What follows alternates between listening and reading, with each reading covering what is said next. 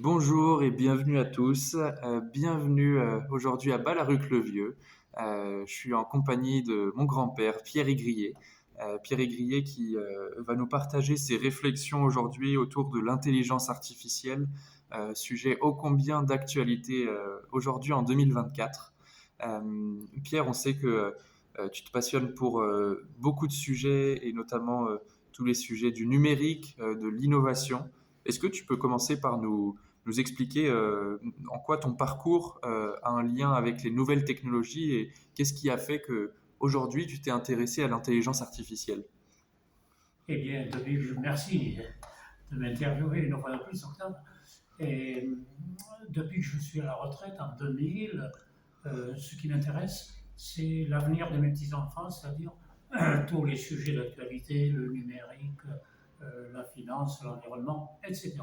Pour ce qui concerne le numérique, il se trouve que j'ai participé à l'informatisation des débits de tabac en 1985 et qu'à cette occasion, j'avais à Poitiers, avec Futuroscope, assisté à une vidéoconférence qui était faite à partir de fibre optique, ce qui m'a donné des idées sur mon projet de retraite, qui était de créer une association de promotion de l'Internet à haut débit, c'est-à-dire la fibre optique, dans les zones rurales. Ça, c'était en 2000. Et à l'époque, je disais, intéressez-vous à Internet, parce que Internet s'intéressera à vous un jour ou l'autre. C'est le cas aujourd'hui. On ne peut plus rien faire sans Internet. Et je suis obligé d'ailleurs, pour ce qui me concerne, parce que je suis malvoyant, d'utiliser des logiciels de reconnaissance vocale pour continuer à vivre. Euh, et aujourd'hui, je fais presque un copier-coller de ce que je disais il y a 25 ans. Intéressez-vous à l'IA, l'intelligence artificielle, parce que si vous ne vous intéressez pas à l'intelligence artificielle s'intéressera à vous pour le meilleur et pour le pire. Parce que l'IA, c'est autre chose qu'Internet. D'abord, l'intelligence artificielle, elle date de 1956. Aujourd'hui, c'est un ensemble de technologies qui automatisent les choses. Mais depuis 2010 est apparue l'intelligence artificielle, ce qu'on appelle l'IA générative, elle qui produit avec, et depuis 2020 en particulier, un développement considérable, ce qui fait qu'actuellement, ce qu'on appelle l'IA générative peut produire pratiquement tout ce que fait l'homme, pratiquement. C'est fabuleux, on ne l'imagine pas. Et le 30 novembre 2022 a été lancé ChatGPT, ChatGPT et, qui est un agent conversationnel avec qui on peut discuter comme je discute avec toi. Et cet outil qui pour moi est formidable, ça ne veut pas dire qu'il faut prendre comme argent comptant tout ce qu'il nous donne. Pas du tout. Parce que là aussi, il peut comment dirais-je, intégrer quelques fake news. Encore que la formule actuelle est relativement fiable. Alors merci, tu as pu reparcourir un petit peu les grandes étapes de l'intelligence artificielle avec quelques dates. Aujourd'hui, pourquoi est-ce que tu penses que il est urgent pour les citoyens de s'emparer de ce sujet de l'intelligence artificielle? Parce qu'il y a une chose que le grand public ne connaît pas. En 2002, des chercheurs ont lancé un programme pour améliorer l'homme, voire l'augmenter. L'augmenter l'homme, c'est du transhumanisme. Et c'est pour travailler sur la convergence entre les nanotechnologies, les biotechnologies, l'informatique et les sciences du cerveau. Et ça m'a interpellé. Je ne l'ai pas appris en 2002. Ça fait tilt au moment de l'apparition du livre de Laurent Alexandre en 2011, La mort de la mort, qui veut bien ce que ça veut dire, c'est-à-dire on prolonge l'homme. Et partant de là, je me suis dit, il faut absolument s'intéresser à ce programme de NBIC. Et en 2016, j'avais fait un papier là-dessus, sur que j'avais appelé DNTIC au NBIC, où je disais entre autres qu'on a mis du temps à s'acclimater au NTIC. Ne perdons pas de temps à nous acclimater et nous acculturer au NBIC, parce que autant les NTIC, ça concerne l'extérieur de l'homme. On fait du business avec les NTIC aussi bien dans le commerce que dans l'agriculture, dans tout ce qu'on veut. Les NBIC, c'est nous qui sommes concernés. Et quand ça fait maintenant 22 ans, ce programme d'augmenter l'homme, moi ça m'interpelle. Et je me dis que nous avons pris beaucoup de retard dans la réflexion. Parce que je compare toujours le développement du progrès sur des millénaires, qui est presque une verticale, si vous la mettez sur un diagramme, et le développement de la mentalité des hommes, qui crée quasiment une horizontale. Donc, ce fossé entre ce que peut faire le progrès technique et nous, ce que nous sommes, hein, eh bien, mérite, enfin, me fait dire que tout ce qui est techniquement possible, et tout sera possible à l'avenir avec l'IA. On n'arrêtera pas. Ces scientifiques qui sont passionnés par leur métier, on ne peut pas leur reprocher, c'est bien d'être passionné, et qui peuvent nous amener vers des horizons que nous ne voulons pas absolument pas en tant qu'hommes. Et en tant qu'homme, là, il faut par contre s'intéresser à la philosophie et voir un peu ce que pensent les philosophes et les citoyens de ce bouleversement considérable qui est à nos portes. Alors, l'intelligence artificielle peut apporter le meilleur comme le pire. Peut-être peut-on commencer par le meilleur et les opportunités qu'elle peut générer. Toi-même, je sais que tu utilises, tu as pu bénéficier des bienfaits de l'intelligence artificielle, notamment sur les avancées en matière de santé. Est-ce que tu peux revenir un petit peu sur cet exemple très concret d'un apport de l'intelligence artificielle? Tout à fait. Alors, pour ce qui me concerne, je suis malvoyant, comme tu le sais, donc je peux ni lire ni écrire. Mais par contre, avec l'intelligence artificielle et des logiciels de reconnaissance vocale, je peux vivre presque normalement. Quant à mon cancer, j'ai un cancer du rein avec des métastases et qui est soigné par l'immunothérapie, qui est à base d'intelligence artificielle. Et mon cancérologue qui me suit la semaine dernière me disait que sans l'IA, aujourd'hui, je serais mort. Donc, je suis complètement serein par rapport à ça. Pour l'instant, je ne parle plus de mon cancer. Je le laisse dormir dans son coin. Et puis, il se réveillera le moment venu. Mais par contre, je me passionne, vraiment, je me passionne sur ce sujet de l'intelligence artificielle pour que les citoyens, tous les citoyens, en particulier les jeunes, vous, parce que c'est votre monde, à vous, dans lequel vous serez. Donc, il faut que vous ayez conscience, d'une part, de toutes les opportunités que ça offre, et elles sont énormes. On a parlé de médecine, en matière de médecine prédictive, etc. En matière d'éducation, je fais très court, mais sur mon blog, le web du Gévaudan, j'ai écrit un papier sur l'éducation, éducation, où je dis en gros que ça va bouleverser complètement la façon d'enseigner, et où je dis qu'aujourd'hui, que le nouvel enseignant, il doit avoir une double compétence, une compétence pointue en intelligence artificielle, en utilisation, j'entends, hein, de façon à ne pas se laisser raconter des histoires par les élèves, et une autre compétence à laquelle on ne passe pas, une compétence à l'animation de réunion. Parce que contrairement à ce que les gens peuvent penser, animer une réunion, ce n'est pas facile. Et toi, je pense que dans ton travail, tu peux le confirmer. Oui, peut-être sur l'éducation, on a pu voir les opportunités, par exemple, sur la santé. Est-ce que sur l'éducation, tu pourrais expliquer de manière très concrète comment un professeur pourrait utiliser l'intelligence artificielle, toi qui, dans ton entourage, a un certain nombre de professeurs notamment? Eh bien, je dirais qu'aujourd'hui, traditionnellement, le savoir était dans la tête des professeurs. Il le faisait descendre verticalement dans la tête des élèves, en caricaturant un peu. Aujourd'hui, le savoir est partout.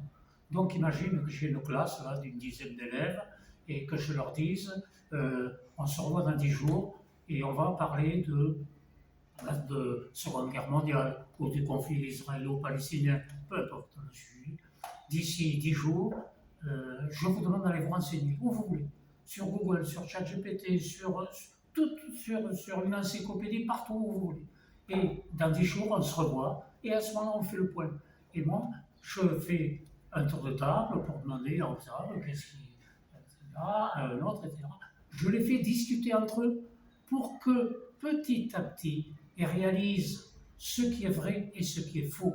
Parce que si aujourd'hui, je devais donner un objectif au futur enseignement, c'est d'apprendre aux élèves l'esprit critique.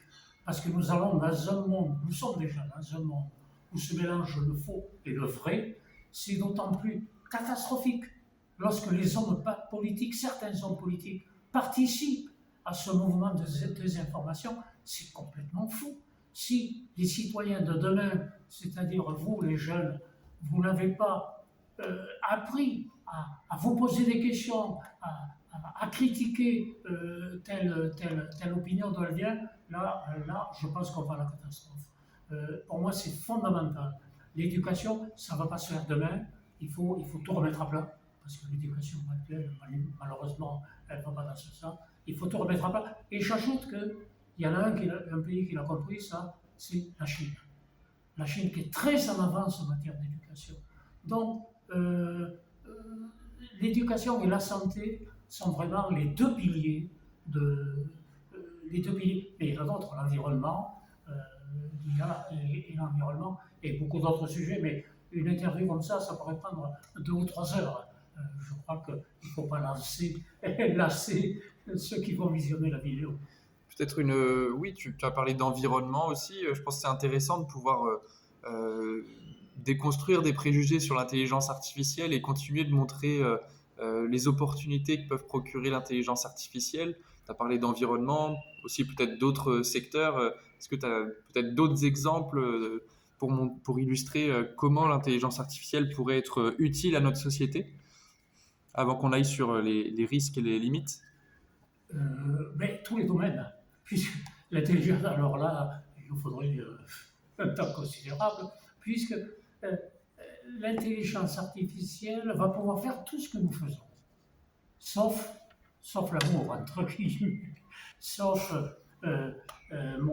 sauf ce qui fait de nous des êtres humains, puisque en nous, il y a deux cerveaux, si je puis dire, un cerveau qui fait des calculs, et puis un autre qui est le cerveau du cœur, si je puis dire. Eh bien, pour le cerveau du cœur, l'IA ne le remplacera jamais. Par contre, pour le cerveau calcul, l'IA, dès maintenant, est beaucoup plus performante que nous, beaucoup plus. L'IA est beaucoup plus intelligente sur la partie raison que nous avons, capacité de faire des raisonnements. L'IA générative actuellement est beaucoup plus intelligente que nous. C'est pas moi qui le dis. Et quand on écoute des spécialistes de l'IA, alors je prends par exemple Laurent Alexandre qui est chirurgien et qui dit, moi dans 99% des cas, l'IA fait de meilleurs diagnostics que moi. C'est fabuleux ce que fait déjà et ce que va pouvoir faire l'IA. Ok, merci pour ces éléments. On a vu toutes les opportunités. Alors évidemment, il y a aussi des risques, des limites associées à l'intelligence artificielle. À titre d'exemple, tu as souvent cité Galilée pour souligner les risques que la science nous éloigne de notre humanité.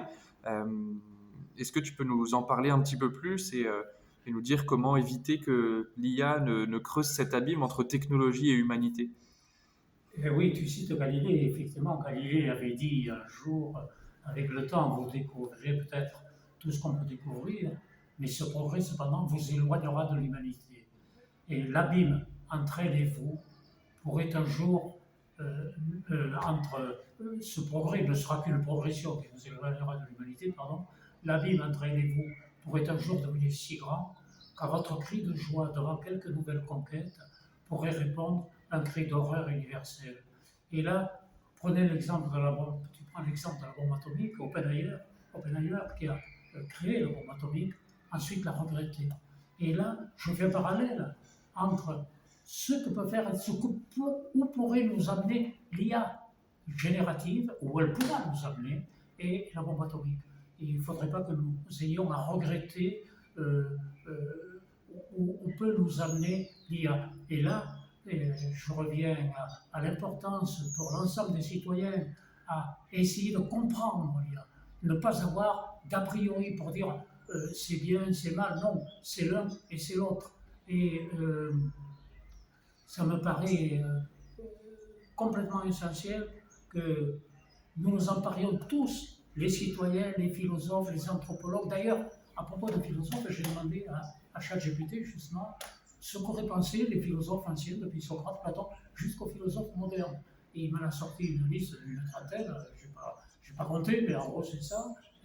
Et ils sont tous très sceptiques vis-à-vis de l'IA, très sceptiques. Et ils disent attention à l'humain, ne nous déshumanisons pas déjà, que nous le sommes déjà un peu, hein, depuis le 11 septembre 2001, dont on ne se souvient pas suffisamment d'ailleurs. Et à cette occasion, j'avais écrit un papier que j'appelais « Je cherche à comprendre ». Et avec l'IA aujourd'hui, c'est la même chose. Je cherche à comprendre. D'ailleurs, une interview que tu m'avais faite en 2021 était sur ce sujet. Je me cherche à comprendre. Et il faut que nous soyons, le message que je pourrais faire passer, c'est que tout le monde, et en particulier les jeunes, vous essayez dans cette position de chercher à comprendre. Chercher à comprendre, sachant que vous ne comprendrez jamais. Et que si vous mettez dans cette démarche de chercher à comprendre, vous allez tomber sur un point d'interrogation et vous aurez plus loin et un point d'interrogation. Mais c'est ça ce qui fait la vraie valeur de l'homme.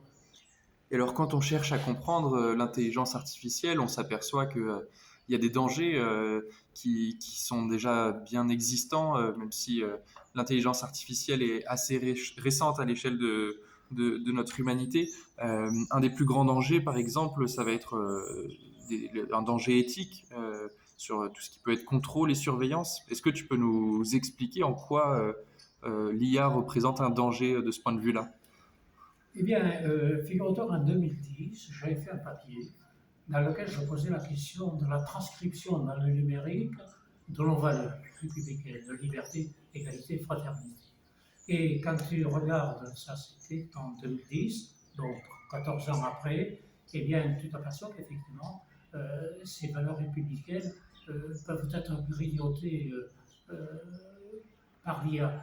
Donc, le premier danger, c'est l'affaiblissement des valeurs républicaines de liberté, égalité, fraternité, et j'ajouterai responsabilité.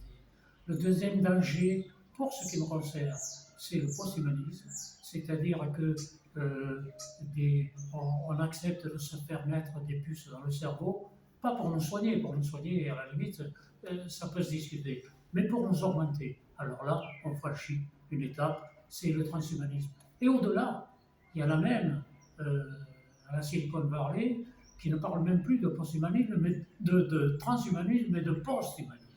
C'est-à-dire le posthumanisme, c'est un cerveau humain qui ne soit plus dans un corps, qui soit ailleurs. Et ça me fait peur. Et le, la question aujourd'hui qui se pose, c'est la question de la régulation de l'intelligence artificielle. Et c'est extrêmement compliqué parce que si on régule, par définition, on freine la créativité. Hein, donc, on s'interdit d'aller plus loin dans certaines recherches. Mais il faut savoir que les Chinois, qui ont beaucoup moins de scrupules que nous là-dessus, ils continuent à avancer. Donc, il y a une espèce de tragédie grecque où tout le monde a raison.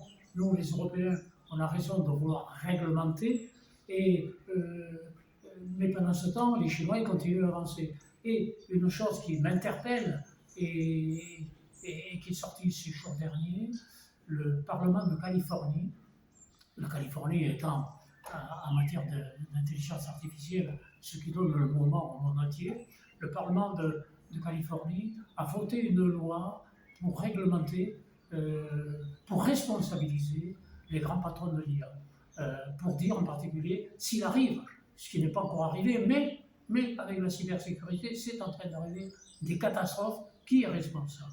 Et là, dans la loi, il était prévu que c'était ces grandes entreprises qui étaient responsables. Malheureusement, cette loi n'a pas été promulguée par le gouverneur de Californie. Pour moi, c'est un moment historique qui va dans le mauvais sens. Ce qui, comment dirais-je, donne un argument supplémentaire, si je puis dire, à ce que tout le monde s'intéresse au sujet, et en particulier les Européens. Et les Européens qui sont un nain numérique, comme vous savez, comme tu sais, et là aussi, malheureusement, il n'y a pas que de bonnes nouvelles. En Europe, on avait deux sociétés, une française, Mistral, qui est très avancée dans l'intelligence artificielle générative, j'entends bien, hein, qui est très important. Hein. Depuis des années, l'IA tout court, qui date de 1956, avec l'IA générative qui, elle, peut amener des bouleversements formidables. Donc Mistral est une entreprise allemande dont je ne me souviens plus le nom, Alpha, je ne sais plus comment, et qui par contre a jeté l'éponge dernièrement, faute de moyens. Ce qui fait que l'Europe est vraiment toute petite. Alors, elle a commencé à réglementer avec le RGPD, etc. Mais là aussi, il y a beaucoup de problèmes qui se posent. Quand on réglemente, il faut voir aussi en face quels moyens on met en place pour vérifier que la réglementation est appliquée. Ça, c'est un sacré problème. Mais l'Europe, euh, euh, s'il reste encore des valeurs universelles à préserver, c'est en Europe. Donc il faut tout faire, et je compte en particulier sur la nouvelle secrétaire d'État, Clara Chapas, à l'IA. C'est la première fois qu'on a un ministre chargé de l'intelligence artificielle. C'est un signe. Donc je compte sur elle pour lancer un grand mouvement d'information à l'IA, et je propose entre autres, même si ça paraît utopique, une convention citoyenne ou plusieurs conventions citoyennes sur ce sujet qui est à mon avis vertigineux. Et donc, une convention citoyenne, pour rebondir sur cette idée, on voit qu'il y a plusieurs conventions citoyennes qui se sont montées. Quelles seraient, si toi tu étais un citoyen d'une telle convention citoyenne, les premières mesures à prendre pour encadrer le développement de l'intelligence artificielle? Mais il faudrait d'ailleurs que ces mesures, elles proviennent, elles viennent, je ne peux pas répondre, on n'a pas posé la question, elles proviennent de ces conventions citoyennes. Mais la façon dont a été organisée la Convention citoyenne pour le climat me convient tout à fait. Mais il ne faut pas mélanger entre la méthode qui a été celle de la Convention citoyenne sur le et ce qui en est sorti ensuite. Ce qui est sorti, c'est le lobbying qui ont agi auprès des parlementaires en particulier, qui fait que les propositions de la Convention citoyenne pour le climat ont été complètement dénaturées. Je ne parle pas des résultats, je parle simplement de la méthode, de faire réfléchir ensemble des personnes de toutes opinions, ou ça a duré 9 mois, rappelons-nous. Et ils n'ont pas réfléchi comme ça dans le vide. Et il y a des experts qui sont venus leur expliquer déjà où en étaient les avancées sur le climat, comment ça. Là, ce serait la même chose. Des experts d'IA qui viendraient leur donner un minimum de matière à réfléchir pour qu'eux-mêmes se fassent une idée. Et ce qui serait fabuleux, et là je rêve un petit peu, c'est qu'il y ait des conventions citoyennes régionales, au plus près du terrain, de façon à motiver davantage de gens, et ça ferait une sorte d'émulation en plus entre des régions qui seraient volontaires, il ne faut pas les pousser ça. Hein. Et ensuite faire une synthèse nationale. Et l'avantage d'une convention citoyenne, c'est que pendant ces travaux qui duraient 9 mois pour le climat, les médias en parlent. Et rien que pour ça, ce serait déjà une bonne façon d'acculturer l'IA. Parce que les Français commencent à s'intéresser à l'IA, mais il faut quand même savoir qu'il n'y a que 2% de personnes qui vont, par exemple, sur ChatGPT. Ce qui m'amène à dire autre chose pour acculturer l'IA, c'est de discuter, c'est ce que je fais pratiquement tous les jours, avec ChatGPT. On peut discuter avec ChatGPT exactement comme avec un humain. Et c'est formidable parce que vous lui posez une question au départ, il vous répond, il vous demande ce que vous en pensez, vous rebondissez sur autre chose, etc. Et il faut arrêter la conversation, sinon elle peut durer 2 ou 3 heures. Moi je trouve ça tout à fait fabuleux. Et ça c'est tout récent, c'est moins de 1 an. Avant c'était pas possible. Réguler tout en laissant place à la créativité et au progrès. Je pense que, en tout cas, c'est l'enjeu des prochaines années. Tu as évoqué tout à l'heure ce qu'auraient pu penser certains philosophes des anciens temps de l'intelligence artificielle. Justement, d'un point de vue philosophique, on voit qu'on commence à se poser de plus en plus des questions fondamentales avec l'arrivée de l'intelligence artificielle. Comment est-ce que tu penses que cela pourrait affecter l'arrivée de l'intelligence artificielle? Comment est-ce qu'elle pourrait affecter nos réflexions sur les concepts de justice, de bonheur ou de liberté, par exemple? Et il n'y a rien de nouveau sur le soleil. Les questions que tu te poses, ce sont les mêmes questions que se posaient Socrate, Platon et tous les philosophes sur le sens de qu'est-ce qu'on fait sur notre Terre. Et actuellement, quelque part, on sent bien que tous ces progrès techniques, si on n'y fait pas attention, nous déshumanisent. Et que la question actuellement, fondamentale, est-ce que nous voulons laisser les algorithmes gouverner à notre place? Parce que c'est ce qui nous attend. C'est ce que dit Harari dans son dernier livre. Harari, qui, je le rappelle, avait écrit Homo sapiens, ensuite Homo deus, et maintenant Nexus.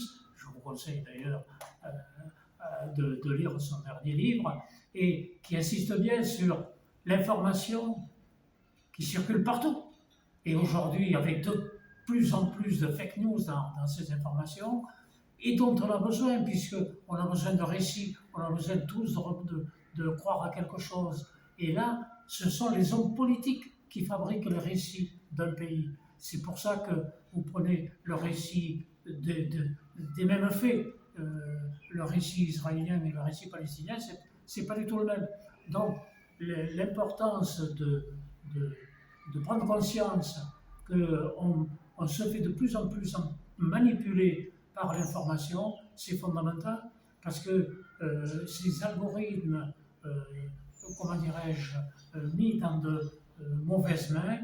Je prends un exemple, c'est pas moi qui le dis, c'est Harari. Si les dictateurs avaient eu l'IA actuellement, il prend l'exemple de Staline, par exemple, qui voulait surveiller tout son monde. Pour surveiller, mettons, 200 millions de personnes en URSS, il aurait eu besoin de 400 millions de personnes. Puisque sûrement, il faut que les gens dorment. Donc, et là, avec l'intelligence artificielle, c'est extrêmement facile. Donc, tous ces outils mis au pouvoir de dictateurs ou de gens qui ne sont pas complètement démocrates, c'est la raison pour laquelle le mouvement d'extrême droitisation de l'Europe aujourd'hui m'inquiète. Parce que ces nouveaux outils mis dans les mains de personnes autoritaires ou de dictateurs est extrêmement dangereuse. Merci. Et, peut-être pour ouvrir sur les nouvelles pistes et les prochaines réflexions, comment est-ce que toi tu imagines l'avenir de l'intelligence artificielle dans les 10 ou 20 prochaines années? Est-ce que tu dirais que tu es plutôt optimiste ou inquiet par rapport à ça? Mais je suis, comment dirait Jacques Delors, un journaliste qui lui posait la question de savoir s'il était optimiste ou pessimiste. Il avait répondu à l'époque, je ne sais pas ce que ça veut dire, je suis un pessimiste actif. Donc, je suis pessimiste parce que quand tu vois ce qui se passe dans le monde, tu t'aperçois que le monde ne va pas bien. Et actif, c'est-à-dire que j'essaie, à mon petit niveau, de faire passer des pépites d'espérance pour dire, comment dirais-je, retroussons les manches et voyons à notre niveau chacun ce que nous pouvons faire. Et je crois beaucoup au dialogue intergénérationnel. Et c'est formidable que toi qui as 26 ans et moi qui vais en avoir 85, on puisse discuter de ces choses-là qui manifestement, je le sens, t'intéressent et qui doivent intéresser tous les jeunes par définition, parce que c'est leur vie de demain. Donc, comment je vois l'avenir dans les 10 ou 20 ans? Je vois que le progrès va continuer et ne s'arrêtera pas. Donc, et ne s'arrêtera pas parce qu'il y a tout l'argent derrière. Donc, on est un combat entre le mur éthique et le mur de l'argent. Et le mur éthique, c'est à nous, citoyens, de le monter pas à pas, pierre à pierre, d'où l'importance effectivement d'acculturer un maximum de personnes à l'IA. Et je dis pour chaque citoyen, c'est extrêmement facile. On prend son téléphone portable, d'ailleurs je sais pas où je l'ai mis, et C'est lui qui filme. et il filme. D'accord. Eh bien, tous les jours, par exemple, j'ai la chance d'être à la retraite, donc j'ai le temps, je converse avec ChatGPT et j'apprends énormément de choses. Et cette conversation avec ChatGPT apprend deux choses, d'une part des connaissances et d'autre part apprendre à réfléchir. C'est un outil pédagogique et c'est une petite façon d'entrer pour faire connaissance avec l'IA. Je pense que c'est un bon conseil en tout cas pour les nouvelles générations, et puis même pour ta génération qui peut faire le meilleur usage possible de cette technologie. Pierre Igrier, merci beaucoup pour ton temps aujourd'hui.